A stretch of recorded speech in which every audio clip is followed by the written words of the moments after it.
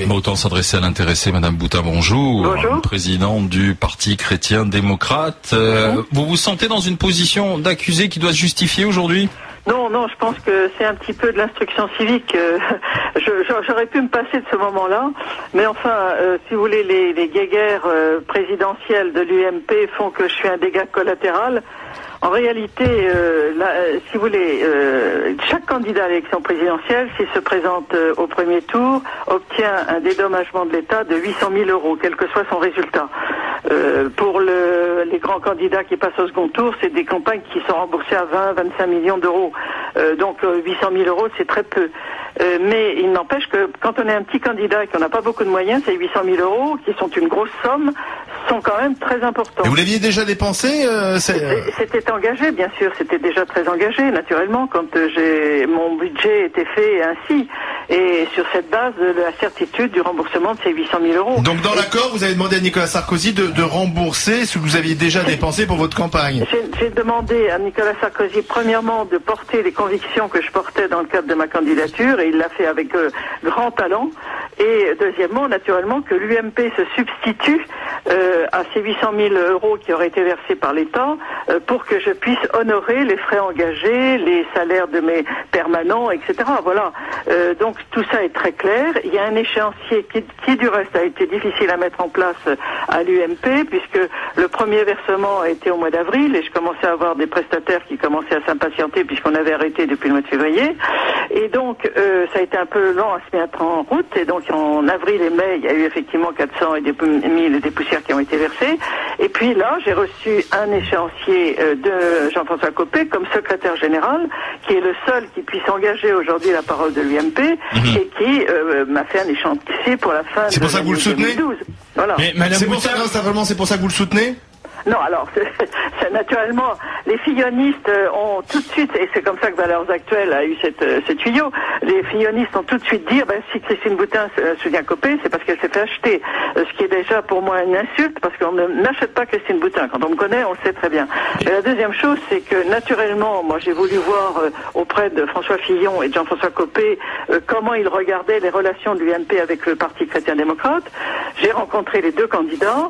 Le seul problème, c'est que je n'ai eu aucune réponse. J'ai été reçu par François Fillon, mais je n'ai eu aucune réponse de François Fillon, alors que Jean-François Copé m'a fait une lettre tout à fait claire, qui est du reste public, qui est sur mon site du Parti chrétien-démocrate, et qui définit, s'il est président, les relations qui existeront entre l'UMP et le PCD. Donc voilà, c'est tout. Mais moi, Madame Boutin, j'ai une question, moi qui suis l'agriculteur de la bande et qui est censé représenter le bon sens paysan. Alors vous savez que dans mon monde, un accord, c'est un accord, et je comprends que vous vouliez faire honorer un accord qui est même verbal. Chez moi, ça veut dire quelque chose. Par contre, il y a autre chose qui se fait bien chez nous. J'arrive pas à comprendre si les dépenses étaient engagées, pourquoi vous êtes désisté, puisqu'il vous suffisait d'aller au bout, même si vous faisiez moins d'1% et que vous ne représentez rien. Vous avez au moins vos 800 000 € si vous aviez engagé les dépenses. Merci pour votre question, effectivement pleine de bon sens. Je ne me présentais pas pour le problème de l'argent. Je me présentais pour des idées. Or, à l'époque, quand j'étais candidate, je peux vous en faire la confidence, et du reste c'était tout à fait public, il y avait un certain nombre de personnes de la majorité qui pensaient que ma candidature allait faire chuter M. Sarkozy, qui était, comment dirais-je, classé comme perdant à ce moment-là. Donc, d'ailleurs, il a perdu. Ce que je voulais, c'était l'intérêt supérieur, qu'à la fois mes idées soient portées, et je redis combien Nicolas Sarkozy les a portées, lui avec beaucoup plus de crédibilité que moi, parce que moi j'étais une petite candidate, et lui était vraiment un candidat de la présidentielle.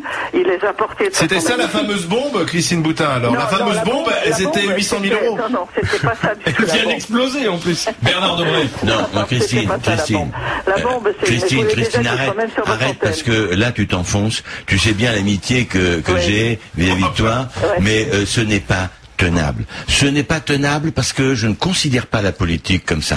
La politique, c'est pas je me présente. Tu savais très bien que Nicolas Sarkozy était dans les difficultés. Il était encore plus dans les difficultés quand tu as voulu te présenter.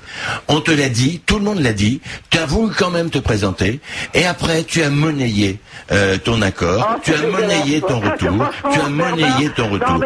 Il y a pas, laisse-moi parler parce que tu as beaucoup parlé et ne t'enfonce pas, je t'en supplie.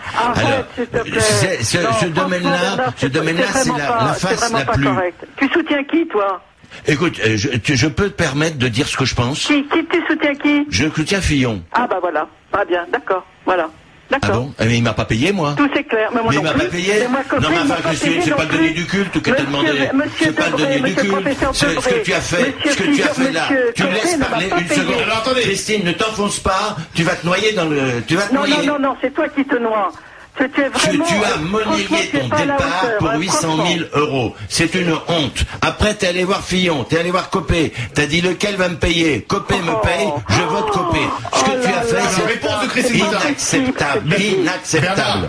C'est inacceptable de la part de Copé aussi. Bernard, Christine vous répond. Christine. Ah non, écoutez, je suis atterrée par ce que vient de dire Bernard Debré. Vraiment atterrée. Il y a de quoi? Parce que honnêtement, tu sais très bien que si je me suis présentée à l'élection présidentielle, c'est parce que je porte des convictions, que je n'étais pas du tout sûre que l'UMP et même Nicolas Sarkozy les portent. Tu le sais parfaitement. Mais tu pouvais le négocier avant. Il y avait 2 ans pour négocier, t'as même été au gouvernement. Non, mais enfin, t'étais au gouvernement et tu te présentes contre lui. Et arrête de dire cela, sinon je vais t'accuser véritablement de médisance et de... Ben vas-y, ça m'est égal. La médisance ne relève pas de la loi. La médisance ne relève pas de la loi. Est-ce que tu es d'accord? Tu étais membre du gouvernement?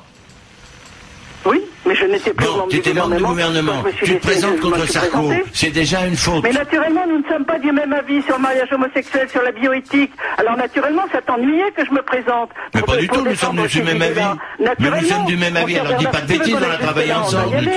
Attends, ma Christine. Alors là, moi je vais t'accuser de mensonge. Nous sommes du même avis sur l'euthanasie. Nous sommes du même avis sur le mariage homosexuel. Qui est en train d'utiliser tous les arguments pour me désinguer. Moi, je suis non, parce que tu m'as beaucoup déçu. Ce que tu as fait est une... entre M. Copé et M.